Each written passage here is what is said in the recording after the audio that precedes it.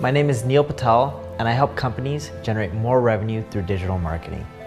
Entrepreneur Magazine said I was the #1 marketer in the world, and they also said I created one of the 100 most brilliant companies. I started my first website at the age of 16. I took all the money that I earned from working at an amusement park, and I paid a marketing firm. The marketing firm provided no results, and I quickly learned that I wasn't alone. Out of my frustration and from being broke, I had no choice but to learn marketing. My first client was a power supply manufacturer. I helped them generate another $25 million in sales, and from that point, I realized the power of marketing. I helped everyone that I could, and I built my reputation by being honest and over-delivering. I've helped companies like Google, NBC, Viacom, General Motors, eBay, but nothing's more satisfying than helping small business owners succeed. I founded 4 multi-million-dollar companies, and I've learned all the mistakes that you should avoid. I've written about them on Forbes, Entrepreneur, Inc., Fast Company, and even on my own blogs. It's so awesome to know that colleges from all around the world are teaching my material in their classroom. Over the years, I've received awards from the President of the United States, the House of Representatives, and the United Nations. People believe marketing is expensive and difficult. Fortunately, that's not true. There is a formula. Even if you don't have a technical bone in your body, you can get results. And my mission is to share this formula with you.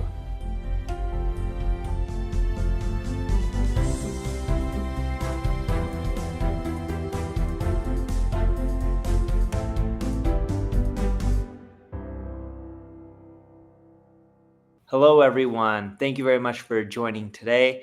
Really appreciate your guys' time. Today, we're going to be breaking down how to get your marketing done, especially when you don't have a massive budget, right? The economy, ups and downs. People say we're in a recession. Some people say we're not in a recession. I'm not an economist, but this all affects marketing. Today, we want to break down on how to get more done with less money. So let's dive right in. So as I mentioned, marketing on a budget. My name is Neil Patel. I'm the co-founder of NP Digital. We're a global ad agency. And with me, we have Brittany and Sherry. Brittany, do you want to give an introduction of yourself first? And then Sherry, you can do so after. Yeah, hi, I am Brittany Swallow. I'm the SEO sales engineer here at NPA. I have been in digital marketing for 10 years, 4 of those years here at NPA, well, almost 4 years. I've done everything from Amazon SEO to local SEO, large pharma companies, and everything in between. Now I kind of focus on the small business side, auditing websites, and I've probably created thousands of campaigns at this point. Thanks for having me here. Anytime. Thanks for joining. I hear you on the campaign count, Brittany. I'm Sherry. Hi, everyone. I am the Associate Director of Paid Media Strategy at NP Digital, the enterprise division of the company. So I work specifically with education clients, but I have extensive experience in B2B and e-commerce as well. And my 9 years of digital marketing experience in paid media strategy, I really focus on crafting full funnel media plans and help our clients maximize results at every stage of the customer journey. Cool. So, with our agency, NP Digital, we're global, 1,000+ people. We have quite a bit of awards. The reason I say this is because the strategies and the tactics work. So keep in mind today, when we break down some of the things that you should do when you have a lower budget to get results, just keep in mind it's a place from experience. And funny enough, when you look at these awards, we just won 3 Drum Awards from London. One of them was for our work for SoFi. One of them was our work for Adobe. One of our work is for our global agency. So congrats, team. When it comes to marketing, we recommend that roughly 10% of your company's turnover should be invested in marketing, at least in 2025. You can do more, you can do less. Typically, when companies do too little, it is not going to give them enough growth. If you're just trying to maintain, sure, you can probably do quite a bit with less. If you're trying to grow, though, 10% is a nice, healthy budget. We also don't recommend companies start going to 20, 30% or anything like that. It's just too high of a percentage and it's not healthy for a business either. But we found the sweet spot to be somewhere around 10%. So just keep that in mind. And the reality is budget constraints are the top of the list for challenges. It has been for 2024. We started doing interviews or surveys more so in 2025 to figure out what issues people have with their marketing next year. And we're going to release a blog post soon about that. And budgets were one of the biggest issues, right? And I think it's constantly going to be an issue until things like the interest rates go down globally and we start seeing more GDP growth. A tight budget, though, doesn't mean you have to settle for the status quo. A lot of people believe like, hey, my budgets are tight. I can't do much. So where can we cut back and what kind of, revenue and traffic can we get this year? What can we settle with? And that's the wrong kind of attitude. Yes, it sucks to have a tight budget, but that doesn't mean you can't get creative and think outside of the box and still do well. A great example of this is the recent political campaigns. And forget what side anyone may be on, but Trump spent significantly less and got more votes for dollars spent substantially than Harris. And if you go back around 4-ish years ago, there was a person who ran named Michael Bloomberg. Michael Bloomberg is on the Forbes list, one of the richest people. He makes Trump look poor, right? Bloomberg spent over $1 billion of his money, barely got any votes. It just means that having more money doesn't mean that you can grow faster. You can't discount creativity and thinking outside the box. And I'm not trying to get political, but the same goes with business, right? Really getting scrappy and thinking outside the box can do wonders for you.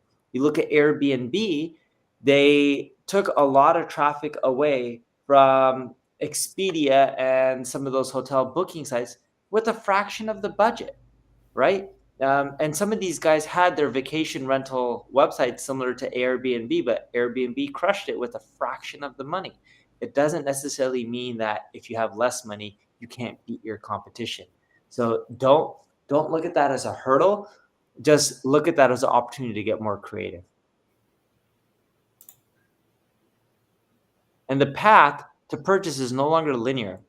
When I started off in marketing roughly 23 years ago, that's a long time from now. But 23 years ago, people would see an ad and then they buy, or they find you through SEO and then they buy. But now we have so many channels. It's no longer that they just see you on channel through ad, they click on it and they buy. A portion of your visitors may, but that's not always the case with all of them. And it's not going to be the case with majority, because the real reality looks something like this instead, in which it's a maze. People may see you on social media, get distracted, see a remarketing ad, go back and click on your offer, go to your website, not buy, sign up for your email newsletter, go do their thing. A month later, they get an email that convinces them and they don't buy still.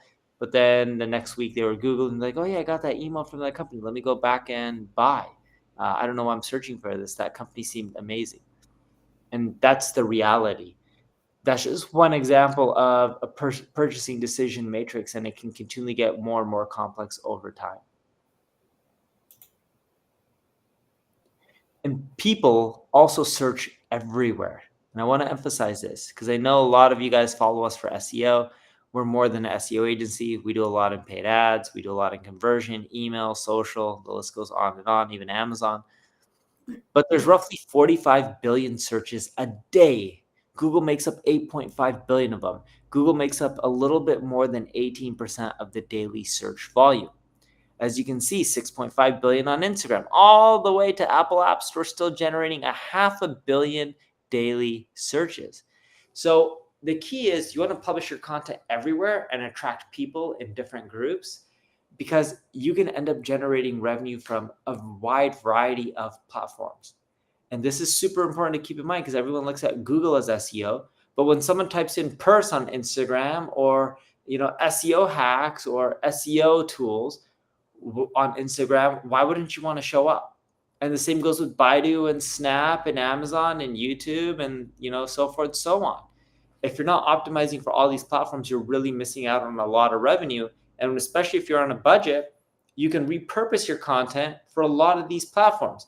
Even Google, they have a tab for short form videos, not just videos, short form videos. They have another tab for long form videos. That shows you all the content types that people like. And when a video is ranked above the fold on Google, which a lot of times they're pulling from YouTube or TikTok or other places, it's the most clicked element. No joke, most clicked element than anything else, more than a text-based organic listing, more than an image, more than a paid ad. But it just shows you the power of creating content for all platforms.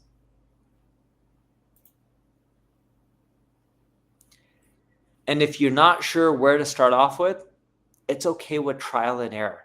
It'll help you find the best channels. It'll help you figure out what works for each channel. Even when you're repurposing content, you may find out, wait, this content does really well on LinkedIn, but why doesn't it do well on Instagram? Or it does well on Instagram, but why doesn't it do well on TikTok? And you'll quickly learn from trial and error on what works for different platforms and different audiences. And then you can adapt your marketing from there, double down on the ones that are working, the ones that aren't working as well, adjust. And my favorite slide in this whole deck, and I recommend that you guys all take a screenshot of this, is keep your eye out on the ROI. We look at where companies are spending their time, which you can see on the left side. And on the right side, you can see what percentage of their revenue comes from each channel. There's a massive difference from where they spend time to where they're generating revenue. People spend majority of time on organic social media, found that majority of the revenue is coming from SEO and paid ads. So just keep that in mind. That's really important because you want to make sure your investment on time aligns with what's driving your revenue. Okay, so let's talk about SEO on a budget. There are hidden costs. Even though you don't pay to have Google list your website in search results, SEO is not free. Researching trends, keywords, competitors all take time. And although there are some really great tools that are free, those also take time and effort to understand how to use them to your benefit. SEO is now search everywhere optimization. Neil already kind of touched on this a little bit, but what does that mean? People use ChatGPT, YouTube for tutorials, TikTok to find restaurants, Marketplace for furniture, home decor. The point is that search has evolved and is now everywhere. But whenever you're working on a budget, the key is to be cautious of where your audience is and be there too. The key to boosting organic search performance with limited resources is to focus on high impact areas. So let's dig in. Prioritize keyword research and content gaps. Identify low competition, high relevance keywords that align with your audience's search intent. Create targeted niche content on topics your competitors are ignoring. Also, see what you're already ranking for and utilize those keywords throughout your site. Find long form keywords for content. Look at competitor keywords and see what they're ranking for that your site is not. And figure out what your high intent keywords are. A high intent keyword, for example, would be white V-neck t-shirt versus white shirt, which is more of a broad term. Using a search listening tool for like Answer the Public or BuzzSumo can help you discover untapped content ideas. Develop an efficient content calendar. Schedule regular posts around strategic keywords and topics that address your audience's needs and also helps you stay consistent without overexerting your budget. Tap into those untapped content ideas that you already discovered. Know your format as well for that topic. Should it be a listicle, a how-to, what or why post, a comparison? Be sure to change it up because you don't always want it to be the same. And my favorite, every once in a while, throw in a fun post but keep it obviously like relevant to your industry. So for example, if you're in the food industry, you can create something like grandma's sugar cookie recipe and sprinkle in some personal touches, or how to create an ugly Christmas sweater for the fashion industry. Leverage existing content. So instead of constantly creating new content, take a closer look at old pages and how they might affect your overall ranking. Google says that obsolete and low performance content can weigh down your website. We use the 6R method: reformat, repurpose, refresh, retire, remain, and redirect. Use Google Search Console to find blogs that used to perform really well and refresh that content. Update blogs with outdated data. Check if there are blogs that are like no longer relevant and retire those. And then you could also, like, if you have several that are on like the same topic, take some of those points from the low performing blogs and add it to the better performing blog and redirect. Oh, I already switched the slide. Okay. Focus on on-page SEO fundamentals. Organize or optimizing these can improve search rankings and user experience without needing extensive resources. So your page titles, your meta descriptions, your headers, and internal linking. Use your keyword research. What is the primary keyword on that page that you're optimizing? Use it in the page title, the meta description. Also use it in the web copy, and then add in some supporting keywords as well. Elevate your link profile. Focus on creating shareable, valuable content that attracts natural backlinks. Create content with the intent of link building, so helpful, easy to use, targeted. Uncover link gaps. Niching down expands link building potential, and find unlinked brand mentions. Things like blogs or a video, testimonial type stuff that might be talking about your product, that would be a good area to start. If your logo is on a city page because you sponsored the fall festival, reach out to those people, ask for a link back. It'll help increase your organic presence and awareness. Optimize for mobile page speed. Optimizing your site for mobile friendliness and page speed can obviously improve your website's user experience, search engine ranking, and conversion rates. BrowserTrack found that as a 1 second delay can cause a 7% reduction in conversions. And Business Dasher also found that responsive designs have 11% higher conversion rates than non-responsive sites. Google PageSpeed Insights is a good free tool that you can use to help gather information about your page speed. It also rates your site on a scale of 1 to 100, provides a pass and fail for Core Web Vitals, and it lists the issues by priority. Always helpful. And then optimize for local search. So small businesses often outperform large brands in local search. Brands that invest in local SEO are 2.3 times more likely to be seen by consumers searching for nearby businesses online.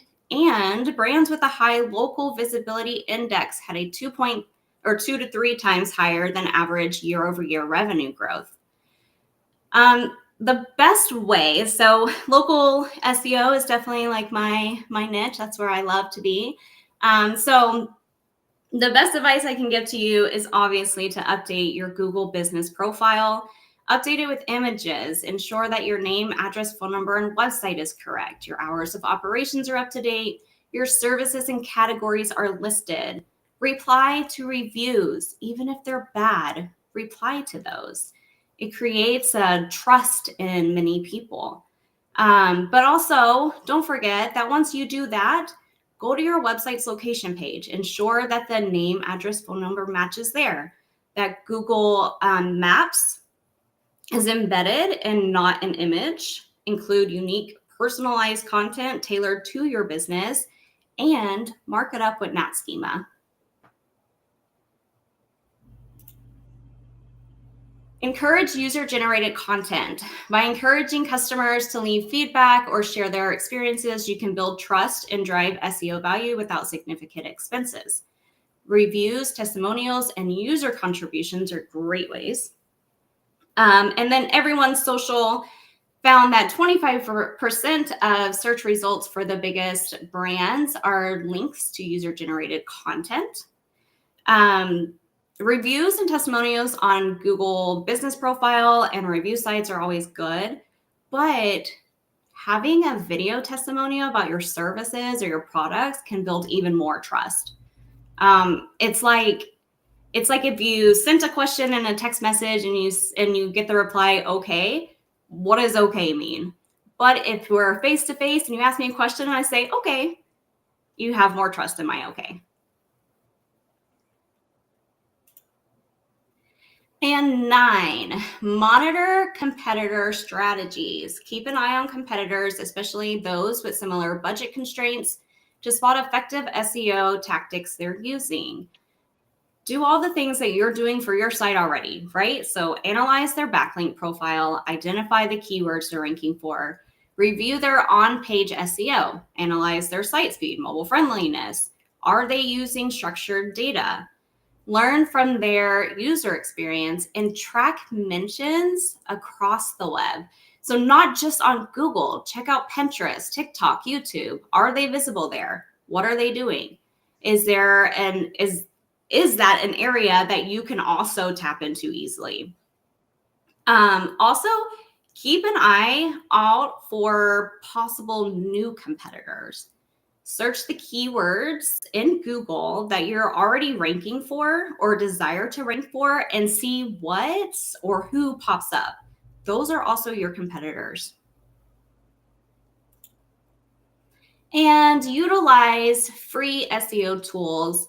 So Google Search Console is great for web performance. You can compare month over month, year over year, to see any changes in performance and keywords. Google Analytics provides user behavior from their flow. So like where they're coming into the site, where they're dropping off.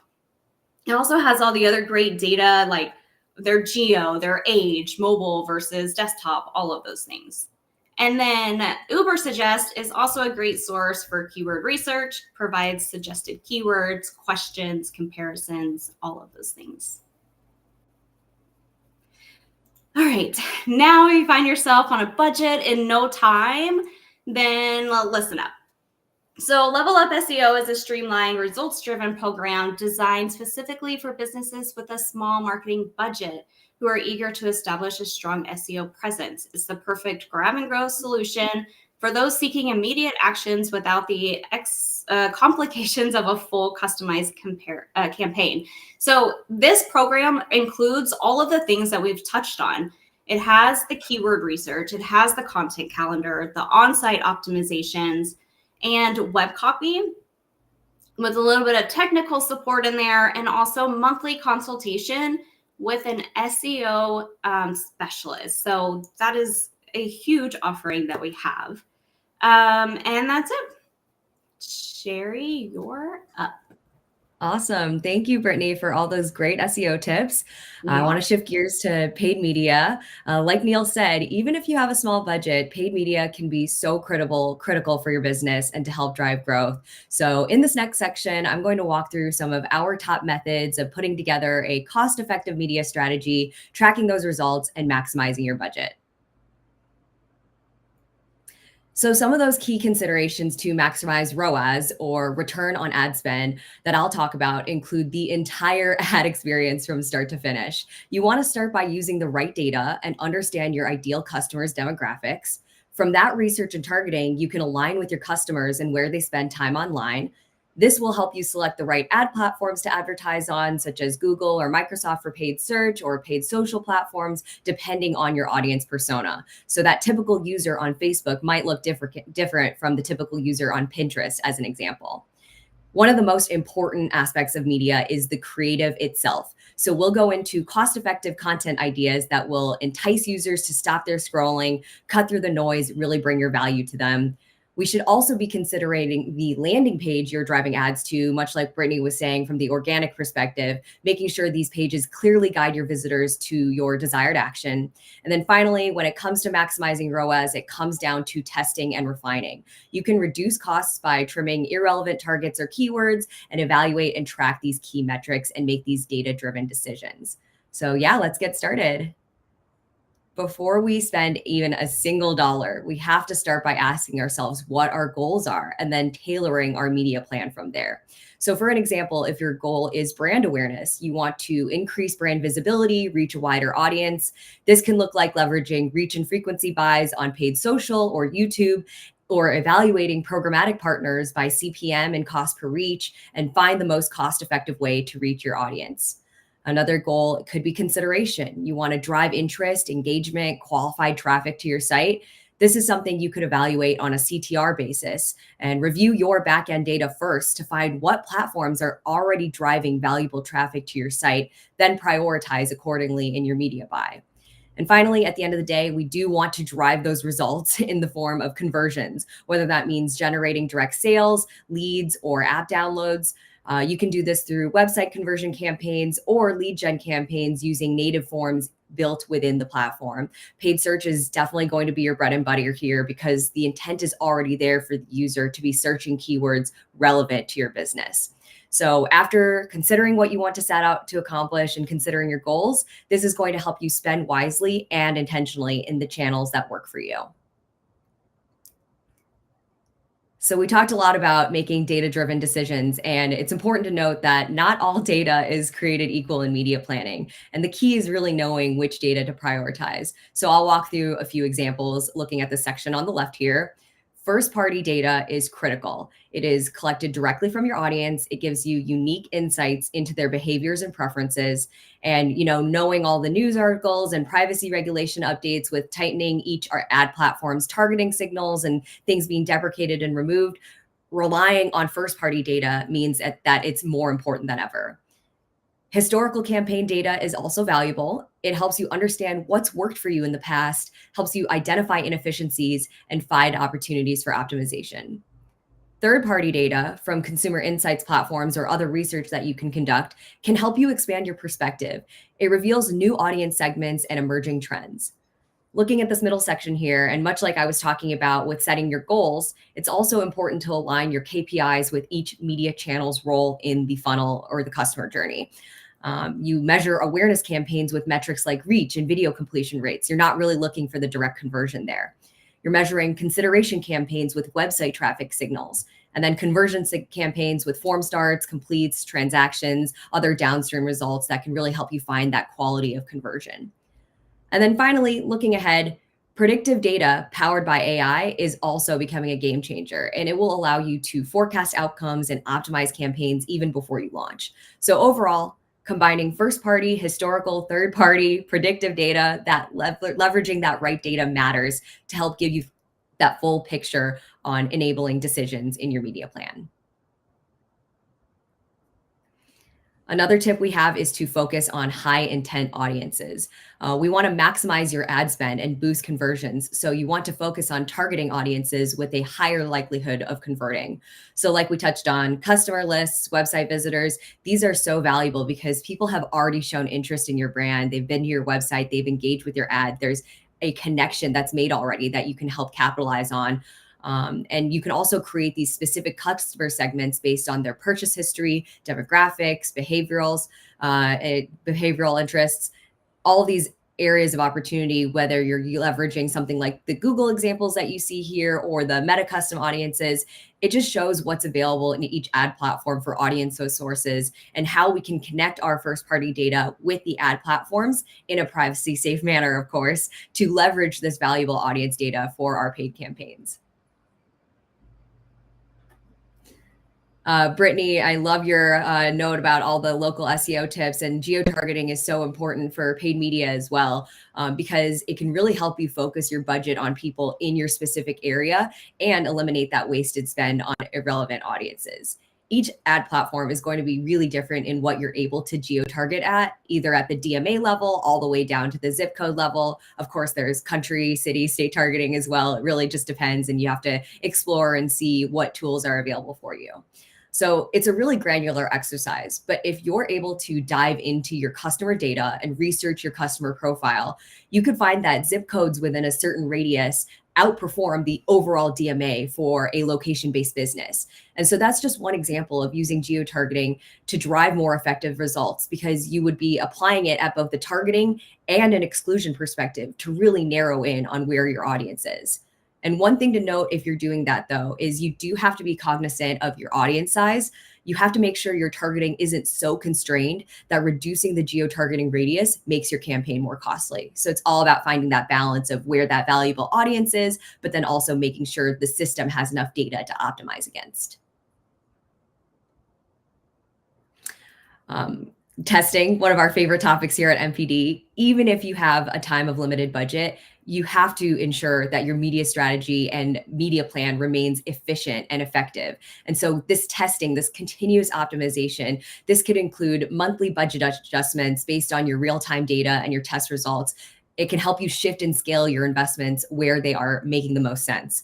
And so you should really try to maintain a constant testing regimen, and it extends beyond just the creative development. You can analyze landing page performance, ad copy, creative, of course, figure out performance across channels, and then optimize your budget, like we talked about, based on their intended KPIs. And so by taking a proactive testing approach, this will really enable us to effectively respond to performance shifts and trends that you might be seeing. One of the ways that you can leverage automated bidding for cost control through platforms like Google Ads and Meta is these AI powered ad systems can help optimize your budget. So there's automated bid strategies such as TCPA, target cost per acquisition, or TROAS, target return on ad spend. These strategies, you let the algorithms decide, use that real-time data to automatically adjust your bids and ensure that your budget is being spent on where there's the most promise. And one note here is, in order to automate bid strategies, you first need to have enough historic data for the ad systems to analyze. So what we like to do at NPD, if we're launching a brand new campaign for a new market or product, we'll start with a manual bid strategy, such as maximizing conversions. And then when the campaigns have built sufficient data, we'll switch the bid strategy to an automated bid strategy, and then we'll see those results improve in the long term. So all in all, they really help save time, improve efficiency, and maximize ROI to focus your budget on high-performing campaigns and keywords. Another example that Google provides, and this is more of a case where we do actually find ourselves with more incremental budget, or if we're still trying to concentrate our budget on where we're missing out on the most results, they have these models within the Google platform to help analyze data from your ad auctions. And if you've missed budget conversions due to budget constraints, you can look at what Google is predicting the budget level is needed to recover that lost traffic.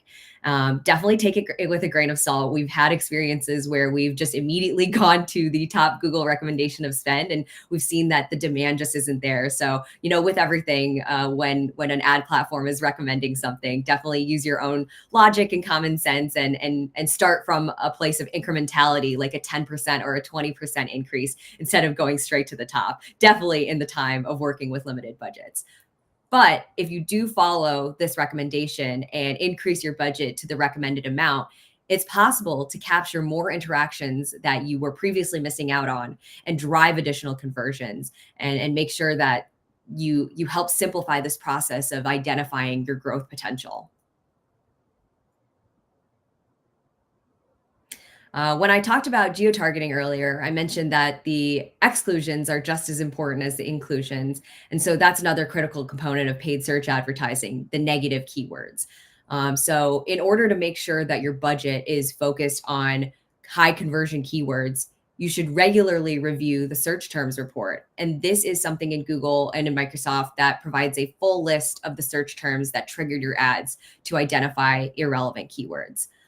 This is something that you should do on a weekly basis for maintenance.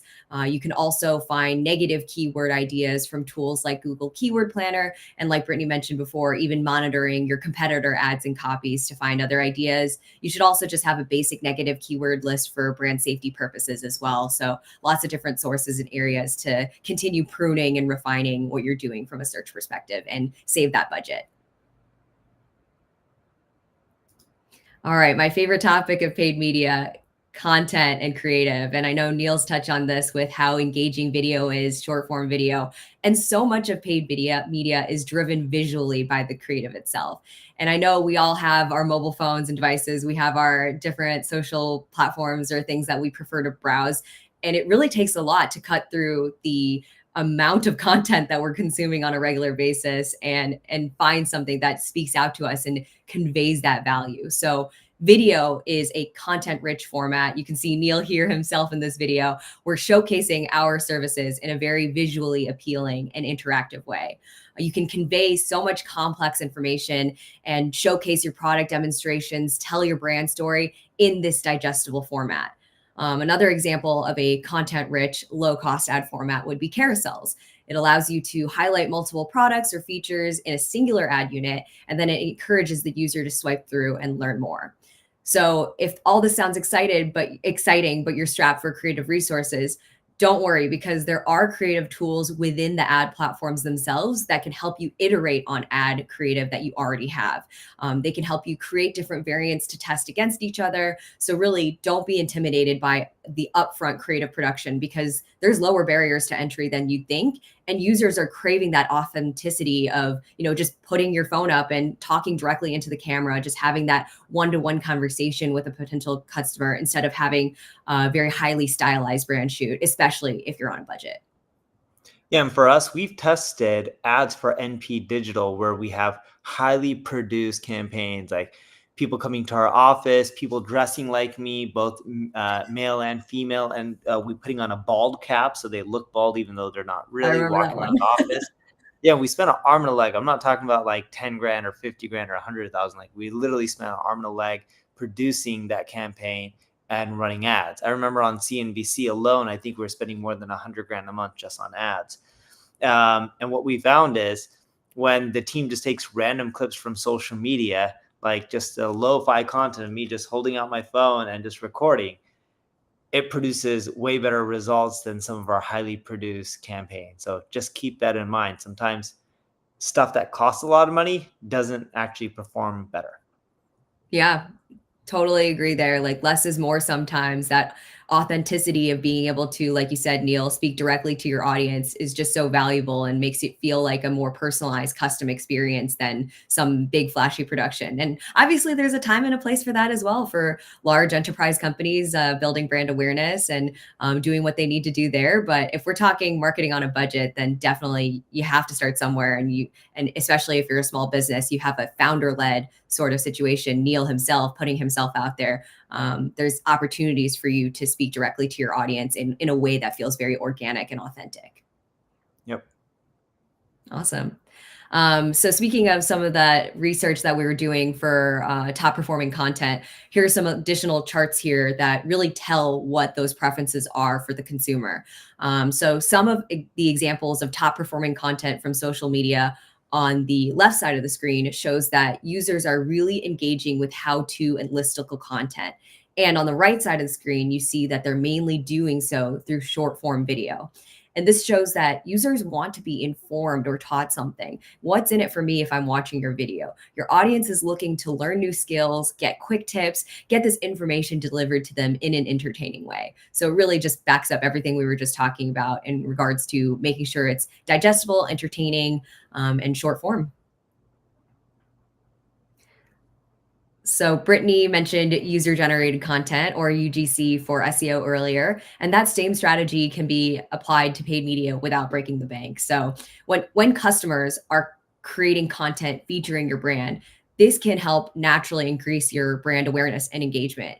it acts as social proof to boost your credibility. It shows real customers engaging with you, using your products and services, maybe showing humor or positivity or some other experience. And so with their permission, you can leverage the creativity of your customers into content ideas for both organic and paid. And this pays off in performance as well. So with some stats you see here, there's higher CTRs and conversions using UGC. We mentioned always be testing earlier. You definitely want to test this for yourself. Test the lo-fi social videos, test UGC, figure out what is working for you against your existing ad ideas and find these results for yourself. Don't just trust the stats. Definitely they have credibility, but you are your own benchmark in terms of performance and testing for what works for you. Another idea that we have for a budget-friendly collaboration is influencer marketing. And we're not talking celebrities or macro influencers that you're seeing here. We're talking micro scale, smaller scale influencers. These people tend to have a loyal following. They really trust their recommendations due to that intimacy of the community that they built. That makes their endorsements feel really genuine and trustworthy. And I know I personally find myself gravitating towards Phoenix micro influencers in my city for their restaurant recommendations. And I know that they're sharing their lives with us in a micro fashion, not necessarily this large scale influencer. I feel like saying influencer marketing can be intimidating, but there are smaller creators that can match your brand voice and brand tone that you can find and work with. So there's a resource on TikTok. It's called Creator Marketplace. You can really research relevant creators to work with, find creators that have audiences that look like your ideal customer profile, and then work something out even with a smaller budget. One specific area of focus that a lot of ad platforms are definitely making major investments is growing their AI tools. And they're not new for ad platforms by any means. You know, the automated bid strategies that we've already talked about, the creative optimizations, they're existing, but they're getting more sophisticated. You know, Meta is investing in their Advantage Plus shopping campaign strategy, and Google has their own roadmap for AI tools as well with Gemini, Microsoft with Copilot. There's so many different AI tools that are platform specific that we as advertisers can then leverage. This machine learning helps us analyze so much data. It helps us make intelligent recommendations across ad creative optimization. As I mentioned before, creative production is also a big area of focus for Meta and TikTok and Google. You can use these tools to spin up different copy and creative using AI tools. AI can help you segment your audience based on their interests, behaviors, and demographics. This will allow you to target your ads to the most relevant people. And then finally, AI can help predict future trends and consumer behavior and helps you proactively adjust your campaigns, much like that Google Optimizer tool that we were showing earlier as well. So lots to explore, new frontiers. Feels like things are changing and updating as we go along. So definitely continue to follow. And us at NPD will share those latest news and updates on how they can apply to your campaigns. All right, I talked earlier about the full ad experience. And so now we're looking beyond the click to the landing page. And Brittany talked about this from an organic perspective, but it's so important for paid as well. When someone clicks on your ad, they should land on a page that directly addresses their needs and aligns with the ad's message. So that seamless transition from ad to landing page creates a positive experience. I know Brittany said earlier, the drop off of even if it takes 1 second longer, what that conversion rate drop off could be. So you have to keep optimization for mobile first in mind. Relevant landing pages can help reduce those bounce rates and encourage your desired action, whether that's filling out a form or requesting more information.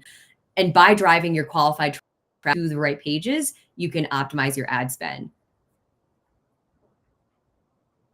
Some examples of a great landing page and just kind of dissecting it. You want to keep it very clear and concise and visually appealing. You want a strong call to action in the headline. You want to highlight your key benefits, throw in testimonials for that credibility and social proof, and overall minimize distractions. If you're optimizing for mobile, just know that, we use a lot of different heat map tools for our CRO or conversion rate optimization program. And we're showing a lot of different trends with users hardly going past the first phone screen length or first phone screen length and a half, if that's a way to measure it. But basically what I'm trying to say is you want to make sure the most relevant and the most valuable information is upfront to keep things concise and convincing and trustworthy, as we're saying here.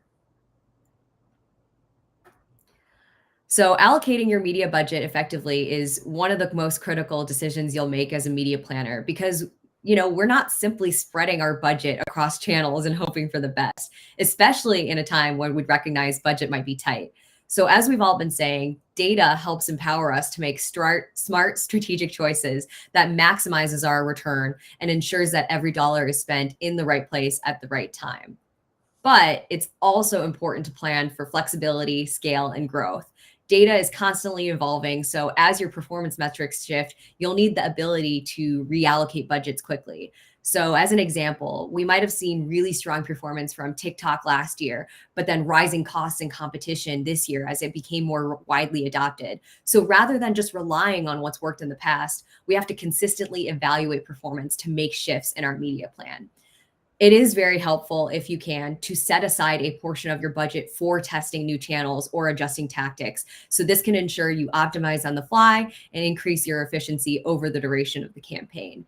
So by continuously analyzing past performance, you can really ensure that your budget is working as efficiently as possible to drive the greatest impact for your business.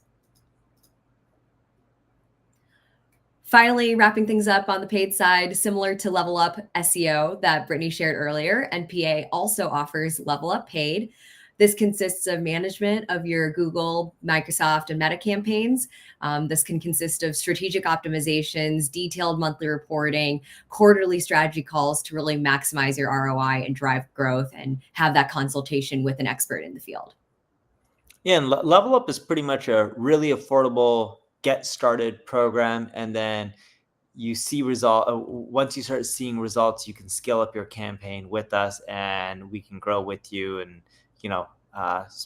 spend more time in different areas leveling up your marketing. But it's just a way to get kickstarted and seeing results on a very tiny budget. So now let's talk about leveraging omni-channel synergies to maximize your investments, right? Omni-channel is super important, and the reason it is super important is people now leverage many channels. Like according to Demand Sage, the average person uses 6.6 social networks. Just think about that for a minute. People may say they don't use Facebook, but Meta generates roughly the same amount of revenue from Facebook that they do from Instagram. There's all these channels that we take for granted, and if you can leverage omni-channel marketing, you can get a high ROI. The first step with omni-channel marketing is understanding the difference between omni-channel and multi-channel. Most people do multi-channel. Multi-channel is like, I'm on Facebook, I'm on Instagram, I'm on TikTok and email and SEO and paid ads.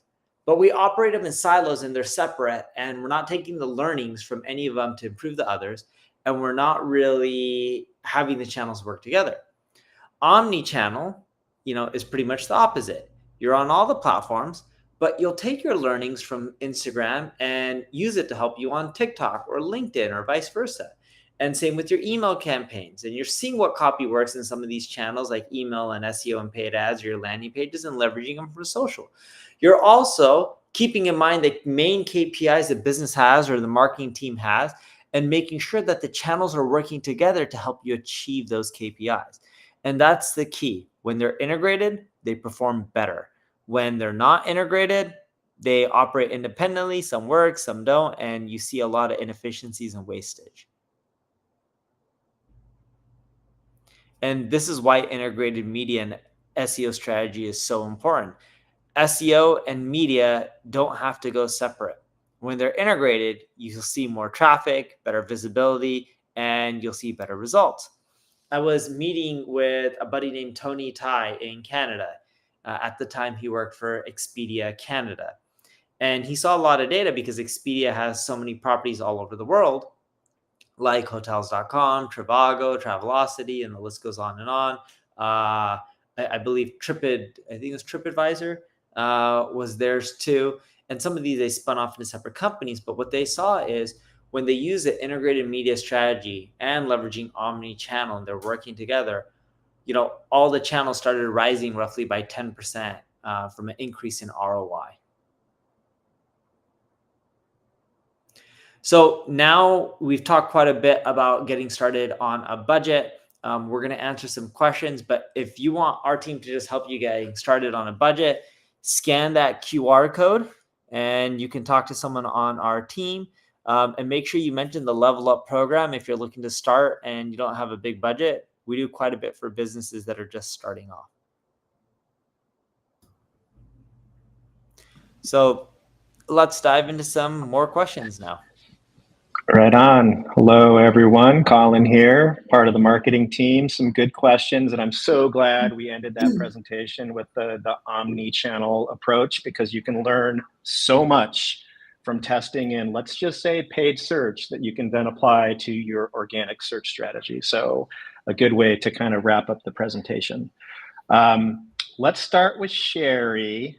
All right. ROI on limited budget. So we had an awesome chart that showed, where money is being spent and what the ROI is. But with restricted budgets, which marketing strategies do you find have the best return on investment? The survey, we poll thousands of people, so it's totally legit. But Sherry, you're managing all sorts of campaigns.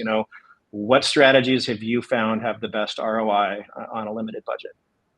Absolutely. So when I create media plans for my client, I do max out paid search, because when people are searching, and I know we've talked about search everywhere, right? The concept of not just search engines traditionally, but also social platforms and also other areas where people are getting their information. But at the end of the day, if people are searching for something, they're more likely to click on that ad because they have that higher intent, because that they're looking for something. They're raising their hands and expressing that they are interested. So we always try to maximize our search budget from a non-brand and a brand perspective, but it also does come with that balance of paid and organic, of course. The caveat to mention here is obviously you need to carve out budget to create that demand, because you don't want to be over-reliant on search to the point where you're continuously not reaching out to and tapping into new audiences. So even though paid search would be my priority, to answer the question simply, it is not that simple. It's all about balance. So another thing that you should also consider is your historic performance. And this will vary depending on the type of business you are. But if you're an e-commerce brand, you might have seen really great success with last click performance from paid social or email marketing campaigns. And then search, of course, from a non-brand keyword perspective, if you have very high category demand or brand demand. It's a combination of start with search, make sure you're not over-reliant on search, look at what's worked with you on the past.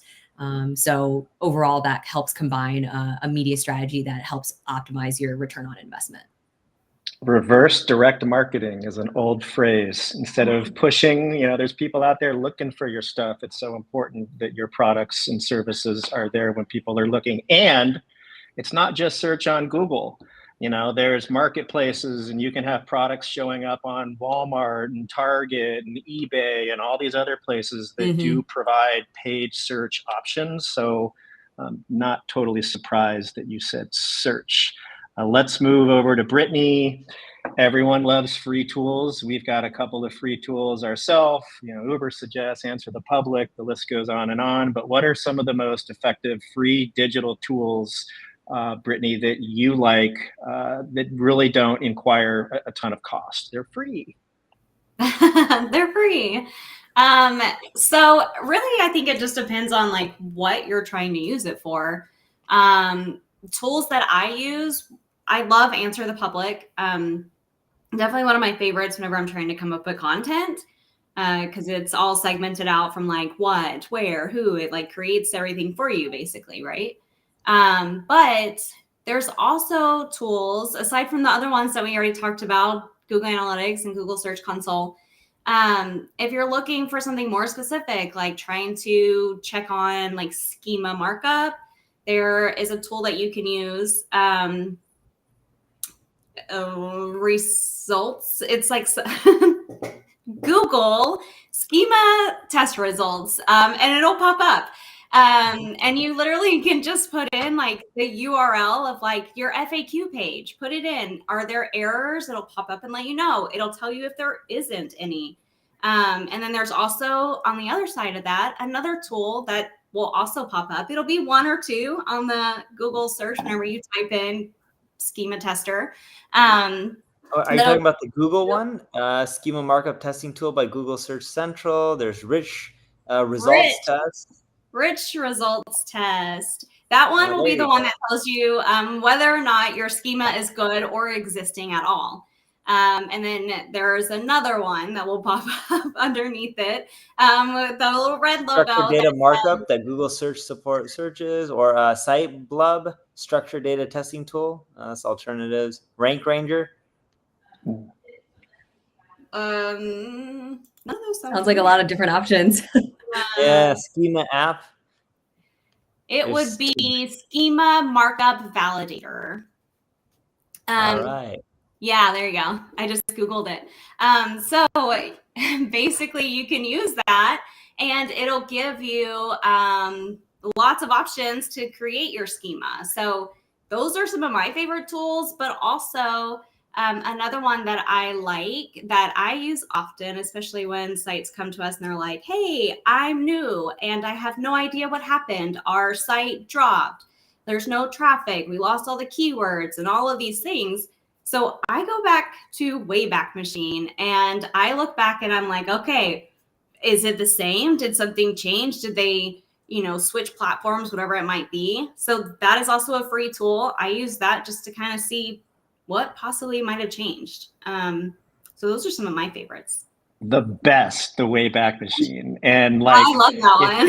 if you're keeping track of your competitors in Ubersuggest or SEMrush or whatever, and you see some crazy big increase or decrease, like, let's go to the Wayback Machine and see what the heck happened there. It has all the secrets. One of the best for sure. Neil, I'm going to ask this question to you, but Sherry, you spoke to it as well during the presentation. Influencer marketing, like how can businesses leverage micro influencer partnerships? Like any tips, tricks? Like I know it needs to be super niche. Maybe it needs to be, to your city or location, but any tips or tricks, because this is definitely your cup of tea. Yeah. So one, they need to be relevant to your space. Two, I know there was 4 categories of influencers: celebrities, medium influencers. There was one in between the celebrities and the medium influencers. But forget those 3 categories at the left side. Look at the one on the right side, which was micro influencers. Micro influencers is what we're really seeing drive conversions. You got to just make sure they're relevant to your industry, they have high engagement, and you're paying them on either a performance model or you're paying them to push hard. If it's not a performance model, they keep the post up for a long time, and you're using their marketing material because you're paying for it, not just on their social profiles, but A, you have the ability to run ads, but B, you're able to take their, You're able to take their name, their image, and showcase it on your website. So when they drive traffic to you, you want them to drive traffic to a landing page, and they need to be on that landing page. So when it flows consistently, what you'll find is the conversions go up because they're not just promoting it, but they're also part of the site and the promotion in and of itself. The big drop off happens when you get influencers to promote a product, they send them to a random landing page, and it's like, oh, this person just got paid. And either way, in this model, they're still paid, but it just flows way better.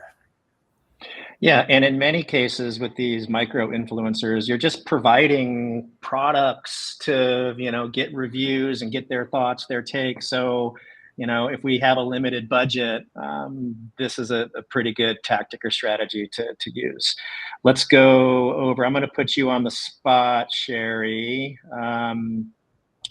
Let's see here. Retention versus acquisition. If you've got a limited paid budget, where should you focus? Is it all about getting the new customers? How do you break it up? What's the media mix look like when it comes to retention or acquisition? Yeah, I feel like I somewhat answered this with the paid search question too, but from the perspective of retention versus acquisition, you and I keep saying balance, but you do want to focus on a balance where first evaluate what that lifetime value of the current customer is. Is it worth getting them to buy again? Really understand the proportion of where their customer value is in your entire business. Um, Obviously, when resources are limited, you do want to focus on retention since it is a lower cost, it tends to be. These retained customers can spend more over time and really become your brand advocate, provide referrals, word of mouth. You can develop loyalty programs to reward customers. I mean, I know I love that whenever I get that in my inbox, but overall, it can help build that strong customer base to drive that long-term success. But I just would be remiss not to say you do need to have a proportion of it on the acquisition side as well to continue getting your name out there, to continue driving that interest. So yeah, I would say lean more towards retention, but carve out opportunity for acquisition. It's hard getting more with less, and that seems to be the trend the last couple of years. So last question, and I'm going to put you on the spot, Neil. We talked about a lot of things, and AI is changing so much, but emerging trends, what are the top maybe one or two emerging trends that everyone on this webinar should be aware of? I think we got about 1 minute left, so go. Yeah, sure. So I think we're actually running over, but no worries. So the first thing I would say is using AI for data and analytics. There's data everywhere. There's so much wasted in marketing spend. Having a data analytics team is great, but if you can't, and even if you do, using AI to analyze all your data and give you real-time insights is a great way to create more efficiencies and profit within your organization. Another trend that we're seeing is even though short form videos are really popular, we're actually encouraging companies to do the opposite of creating more so long form videos, because you can slice and dice the long form into short form, but short form is grabbing attention, but long form, what we're seeing is converting more people into customers. So you need both. So might as well create the long form and then slice and dice. The third one is a lot of organizations are focusing on creating new content. There's tons of content because of AI. We're seeing a better ROI, not just optimizing for traditional SEO, but also optimizing for the AI platforms to rank you better. And Microsoft even gave the same feedback. And they have AI platforms as well. And one of the biggest investors in Open AI is updating content. So both the AI platforms and the traditional platforms are looking for people to update their content. Yes, you can create new content, but don't forget to update your content. And it's a great way to just generate a ton of traffic and at least maintain your traffic as well. It's why Wikipedia ranks for everything on the web. Yeah, and Brittany spoke to the 6 R's, and that's all about leveraging and optimizing the content that you already have. So great answer. We're a little over. That's all I got. We appreciate everything. Thank you guys for attending the webinar. And I know we're over, so sorry about that. If you ever need help with your marketing, go to npdigital.com. And you can reach out and just let people know that you're also looking for the Level Up program as well, if you're on a budget. Thanks, everyone. My name is Neil Patel, and I help companies generate more revenue through digital marketing. Entrepreneur Magazine said I was the #1 marketer in the world, and they also said I created one of the 100 most brilliant companies. I started my first website at the age of 16. I took all the money that I earned from working at an amusement park, and I paid a marketing firm. The marketing firm provided no results, and I quickly learned that I wasn't alone. Out of my frustration and from being broke, I had no choice but to learn marketing. My first client was a power supply manufacturer. I helped them generate another $25 million in sales, and from that point, I realized the power of marketing. I helped everyone that I could, and I built my reputation by being honest and over-delivering. I've helped companies like Google, NBC, Viacom, General Motors, eBay, but nothing's more satisfying than helping small business owners succeed. I founded 4 multi-million-dollar companies, and I've learned all the mistakes that you should avoid.